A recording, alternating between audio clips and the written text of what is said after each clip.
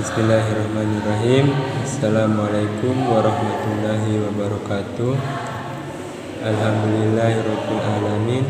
Shalatu wassalamu ala asrafil anbiya'i wal mursalin wa ala umuri dunya waddin. Asyhadu an la ilaha illallah wa asyhadu anna Muhammadan abduhu wa rasuluh. Amma ba'd. Segala puji bagi Allah Subhanahu wa taala yang telah memberikan kita hikmah dan berkah sehingga kita bisa dapat mengikuti mata perkuliahan metode penelitian, dan tak lupa juga salawat dan salam kepada baginda kita yang mulia, baginda Nabi Muhammad SAW, yang telah memperjuangkan agama Islam dari alam kegelapan menuju alam yang terang menerangi, sehingga kita bisa dapat rasakan hingga saat ini. Kali ini kami akan membuat tugas terkait dengan metode penelitian, dan saya sebagai moderator. Kami dari kelompok 6 itu membahas tentang metode penelitian naturalistik. Jadi nanti ada teman-teman saya yang lain juga akan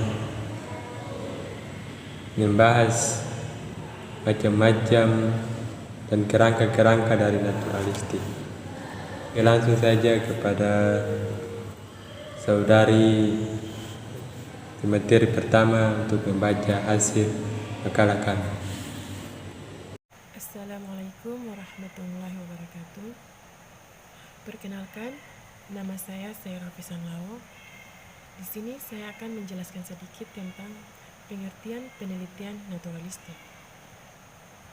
Penelitian naturalistik, istilah lain yang sering digunakan dengan makna penelitian kualitatif, adalah penelitian naturalistik.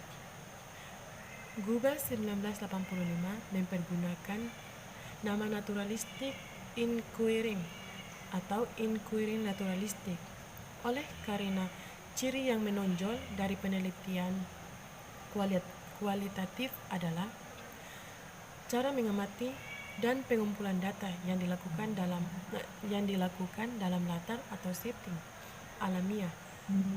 Artinya tanpa memanipulasi subjek yang diteliti, sebagaimana adanya natural.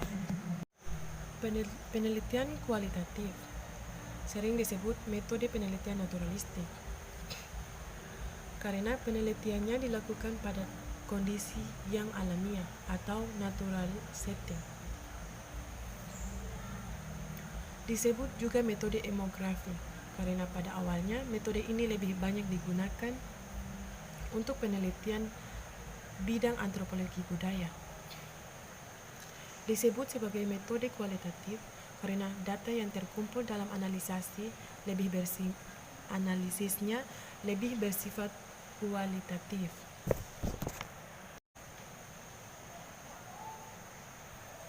Mungkin itu saja penjelasan singkat dari saya. Selanjutnya saya kembalikan kepada moderator. Bismillahirrahmanirrahim. Jadi di sini nama saya Ibrahim Syafra Yusuf. Saya akan membahas sedikit tentang apa itu ciri-ciri penelitian naturalistik.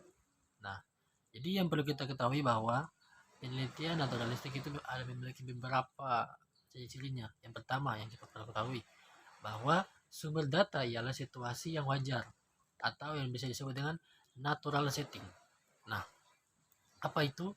Jadi proses pengumpulan data secara observasi itu dilakukan situasi yang wajar, yaitu diambil sebagaimana adanya dan tanpa dipengaruhi dengan sengaja. Dua, yaitu peneliti itu dia sebagai instrumen. Nah, jadi proses metode penelitian ini itu dia tidak menggunakan alat atau semacam angket yang biasa digunakan pada penelitian kuantitatif. Jadi ini hanya peneliti saja sebagai instrumen. Jadi dia yang menganalisa gerak-gerik dari responden, pengucapannya. Jadi nilai-nilai dari pokok ucapan dari responden itu peneliti sendiri yang meneliti, bukan menggunakan alat atau angket yang bisa digunakan oleh penelitian kuantitatif. Yaitu dia sangat deskriptif. Nah, dalam penelitian ini itu diusahakan untuk mengumpulkan data deskriptif yang banyak dan dituangkan dalam bentuk laporan serta uraian. Jadi penelitian ini dia tidak menggunakan angka-angka atau statistik yang biasa digunakan oleh penelitian kuantitatif, walaupun dia tidak menolak data kuantitatif.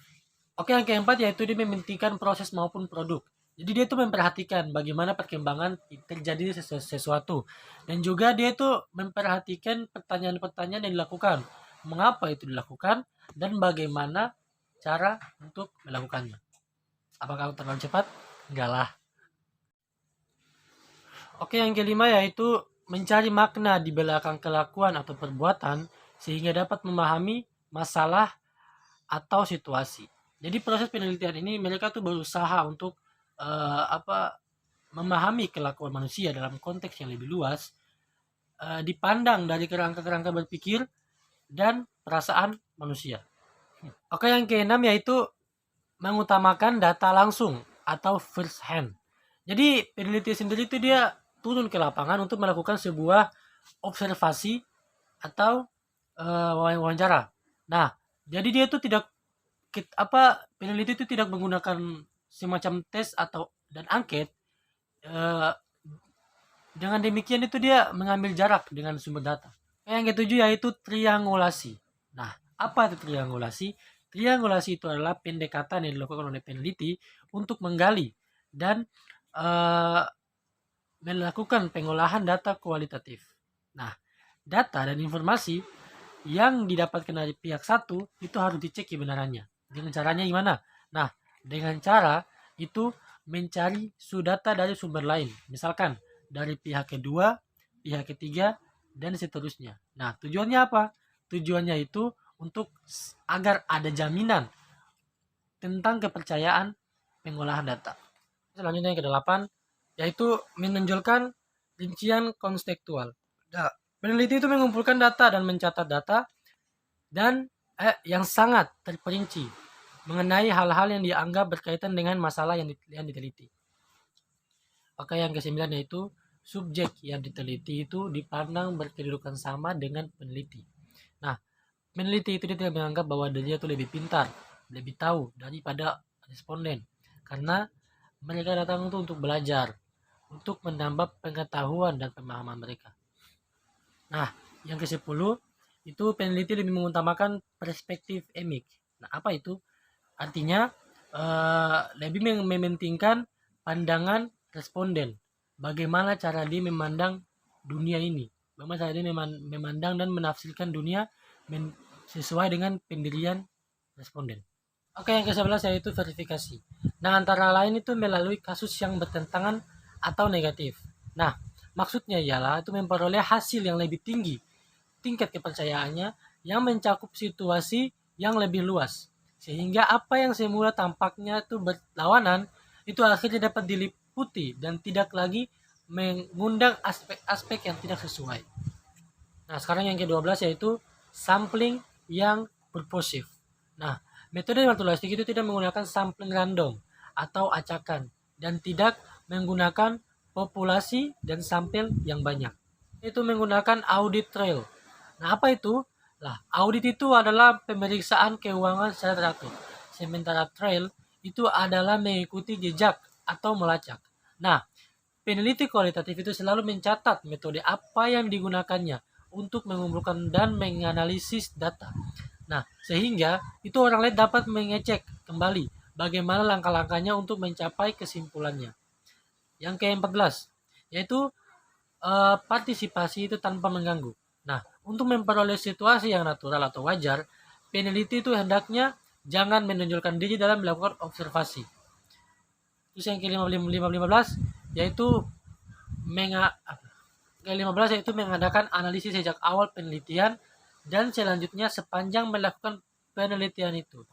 Oke, yang terakhir yang ke-16, ciri yang ke-16 yaitu desain penelitian itu tampil dalam proses penelitian. Nah, pada penelitian naturalistik itu pada awalnya itu belum dapat direncanakan desain yang terinci, lengkap, dan pasti. Yang menjadi pegangan selanjutnya selama penelitian. Oleh sebab itu, belum ada langkah-langkah yang jelas yang dapat diikuti dari awal sampai akhir. Oke teman-teman, mungkin itu saja materi yang bisa saya sampaikan. terkait dengan ciri-ciri penelitian naturalistik. Kurang lebihnya saya mohon maaf. Selanjutnya saya akan alihkan ke materi selanjutnya untuk membahas tentang tujuan penelitian. Assalamualaikum warahmatullahi wabarakatuh. Di sini saya akan menjelaskan tentang tujuan penelitian naturalistik. Tujuan penelitian naturalistik adalah untuk mengetahui aktualitas, realitas sosial, atau persepsi manusia melalui pengakuan mereka yang mungkin tidak dapat diungkapkan melalui penonjolan pengukuran formal atau pertanyaan yang telah dipersiapkan terlebih dahulu. Penelitian itu sendiri meyakini bahwa untuk mengetahui gejala sosial yang paling tepat adalah apabila mereka mampu memperoleh fakta penduduk yang sumbernya berasal dari ungkapan atau persepsi dari pelaku itu sendiri. Dilihat dari segi orientasinya, penelitian naturalistik berorientasi pada proses. Karena penelitian naturalistik berasal dari proses, maka penelitian naturalistik dianggap sangat tepat untuk memecahkan permasalahan kegiatan manusia yang berkaitan seperti perubahan perilaku siswa di dalam sekolah, peran dokter dan pasien dalam penyembuhan, di mana dalam kegiatan tersebut diungkapkan fenomena lebih bersifat ganda atau non-linear. Sekian dan terima kasih. Wassalamualaikum warahmatullahi wabarakatuh. Ya, mungkin itu saja hasil